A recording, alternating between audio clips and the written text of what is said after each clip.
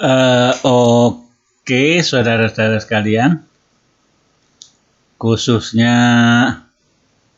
temanku Den Bagus Anjar Prabowo, ini yang minta didongengi komik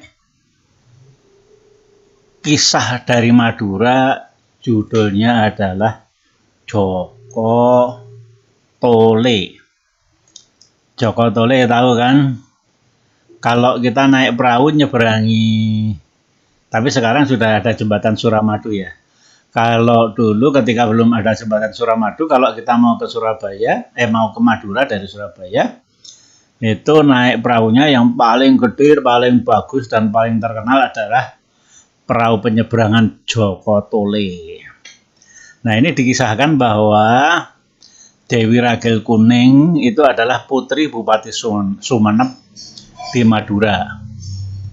Ia itu cantik ya.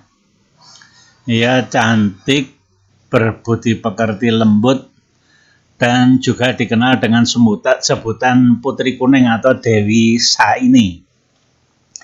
Nah, di kawasan Sumeneb itu ada pula tokoh penting, dua bersaudara bernama Adipodai dan Adiroso. Adiroso adalah seorang pengembara dan suka bertapa di tempat-tempat terpencil, sedangkan Adipodai berwajah tampan dan berbudi luhur. Ketika pertama kali melihat wajah Dewi Ragil Kuning, maka timbullah rasa cintanya kepada Dewi Kuning. Rupanya hasrat Adipodai tidak bertepuk sebelah tangan, karena Dewi Ragil Kuning juga menanggapinya. Namun ayahnya yaitu Bupati Sumeneb ini menentang hubungan mereka. Tetapi hubungan Ragil Kuning dan Adipodai tetap berlangsung dan akhirnya Putri Kuning melahirkan seorang bayi lelaki. Nah, melihat hal ini timbullah amarah Bupati Sumeneb untuk menutupi rasa malu. Maka bayi itu dibuang ke tengah hutan. Namun Tuhan masih melindungi nasib bayi itu. Di dalam pembuangannya, bayi itu ditemukan oleh seorang empu, seorang pandai besi yang bernama Empu Keleng. Empu Keleng atau Empu Keleng.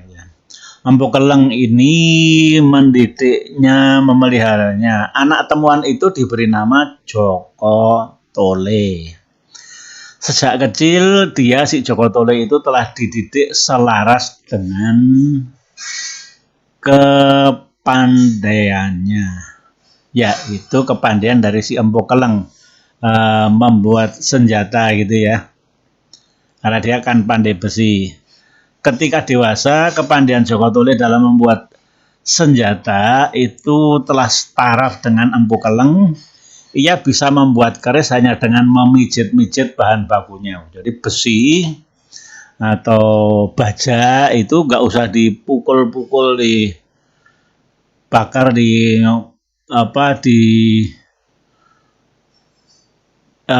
timpa palu, tapi cukup dipijit-pijit aja sudah bisa menjadi senjata yang bagus. Hal ini membuat kesohor nama si Joko Tole. Walaupun begitu, si Joko Tole ini orang baik, dia tidak sombong dengan semua kepandaiannya. Nah, pada waktu itu Kerajaan Majapahit sedang giat melaksanakan pembangunan untuk kesejahteraan rakyatnya. Demi keindahan tata kotanya, maka direncanakan pembangunan pintu gerbang utama yang harus mencerminkan kebesaran Kerajaan Majapahit, gitu ya. Untuk itu maka diadakanlah sayembara. Segenap empu dalam kawasan Majapahit diundang untuk mendirikan gapura yang sesuai dengan desain yang telah disetujui raja. Empu Keleng pun ikut menangani pembuatan gapura tersebut. Maka pembuatan gapura itu mengalami, namun gitu ya, Namun gapura itu mengalami hambatan, batu-batu yang disusun tidak bisa tegak dengan sempurna karena perekatnya tak berfungsi dengan baik, sehingga Raja Majapahit murka karenanya. Aneh, bukankah batu-batu itu sama pula dengan batu lainnya? Mengapa tak bisa direkatkan satu sama lain? Nah, lalu dia mengundang Empu Keleng. Wahai Empu Keleng, namamu telah kesohor. Kau harus bisa melaksanakannya sampai bulan purnama diberi batas. Masalah itu terdengar oleh Joko Tole yang berada di Madura. Maka ia pun menyusul ayah angkatnya itu ya ke Majapahit. Nah, di tengah perjalanan ia bertemu dengan seorang tua bernama Adiroso. Ki Adiroso yang pertapa ini mendapat bisikan dari Sang Maha Kuasa bahwa pemuda di hadapannya itu masih darah dagingnya sendiri, yaitu putra Adipodai dengan ragil kuning. Kemudian dia menasihati Joko Tole, aku mengerti masalah yang akan kau hadapi. Terimalah bunga teratai ini, Gapura Majapahit tak bisa berdiri tanpa campur tanganmu. Nah, kemudian setelah diberi petunjuk, maka Joko Tole melanjutkan perjalanan ke Majapahit. Sesampai di sana ia bertemu dengan Empu Keleng yang segera memaparkan masalahnya.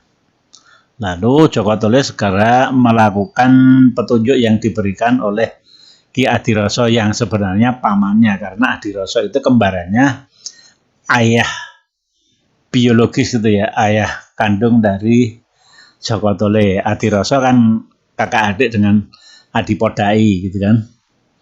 Nah, Joko Tole anaknya Adipodai tapi dibuang. Ia memakan bunga teratai yang dibawanya, kemudian tubuhnya dibakar di atas tumpukan kayu. Jadi kalau Anda melihat wayang ketika Gatotkaca lahir itu dibakar di Kawah Candra di Muka, ini si Joko Tole juga melakukan ritual seperti itu tapi di dalam jamban gitu ya. Keajaiban terjadi, tubuh Joko Tole tak cedera sedikit pun, bahkan dari pusarnya mengeluarkan cairan kental. Nah, ini sementara tak sudahi sekian dulu ya. Nanti kita lanjutkan lagi.